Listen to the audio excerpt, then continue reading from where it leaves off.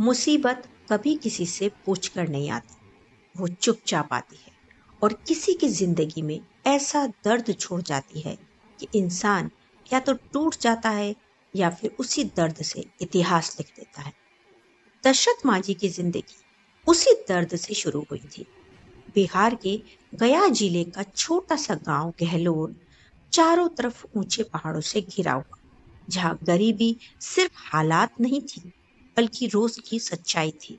दशरथ का बचपन किताबों और खेलों में नहीं बीता। बहुत छोटी उम्र में उन्होंने समझ लिया था कि पेट भरने के लिए पत्थर तोड़ना ही उनकी किस्मत है। दिन भर मजदूरी करने के बाद जब वो घर लौटते तो उनकी थकी हुई आंखों में सिर्फ एक ही सुकून होता था, फागुनी देवी। फागुनी सिर्फ उनकी पत्नी नहीं थी, वो उनका भरोसा थी, उनकी ताकत थी। घर में पैसे नहीं थे, लेकिन उनके रिश्ते में अपनापन था।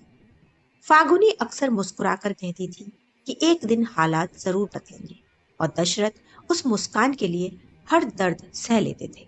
उनके बच्चे भी थे, जिनके चेहरे देखकर दशरथ अपने सारे दुख भूल जाते थे। वो चाहते थे कि उनके बच्चे उस तकलीफ को न झेलें जो उन्होंने झेली। वो चाहते थे कि बीमारी या जरूरत के वक्त उनकी पत्नी को पहाड़ पार करके जान जोखिम न डालनी पड़े। लेकिन वही पहाड़ उनकी जिंदगी की सबसे बड़ी रुकावट बना हुआ था। एक दिन फागुनी देवी किसी काम से पहाड़ पार कर रही थी। रास्ता फिसलन भरा था और एक पल की चूक ने सब कुछ बदल दिया। उनका पैर फिसला और वो पूरी तरह से नीचे गिर पड़ी।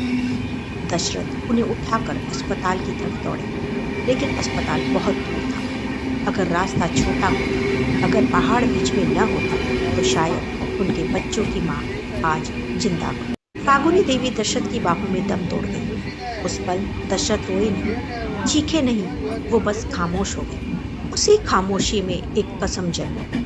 दशरथ ने उस पहाड़ की तरफ देखा और मन ही मन तय कर लिया कि वो इस पहाड़ को तोड़ देगा, ताकि कोई और अपने बच्चों की माँ को ऐसे ना खोए।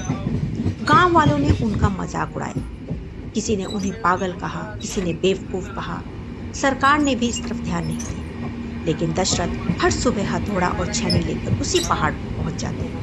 धूप हो या बारिश, बीमारी हो या कमजोरी, वो रोज पत्थर पर वार करते रहे। दिन महीनों में बदले, महीने सालों में बदल गए। बच्चे बड़े हो गए और दशरथ के हाथ लहू लुहान हो गए। जब भी शरीर जवाब देने लगता, फागुनी की याद उन्हें फिर से खड़ा करती। उन्हें लगता जैसे उनकी पत्नी उन्हें देख रही है और कह रही हो, हार मत मानो। पूरे 22 साल तक एक आदमी अकेला पत्थरों से लड़ता रहा, और एक दिन वो पहाड़ छुप गया। वहाँ एक रास्ता बन गया, छोटा सीधा।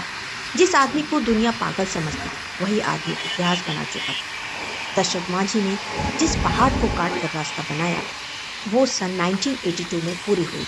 उन्होंने ये काम लगभग 1960 से 1982 तक, यानी करीब 22 साल तक लगातार अकेले मेहनत करके पूरा किया।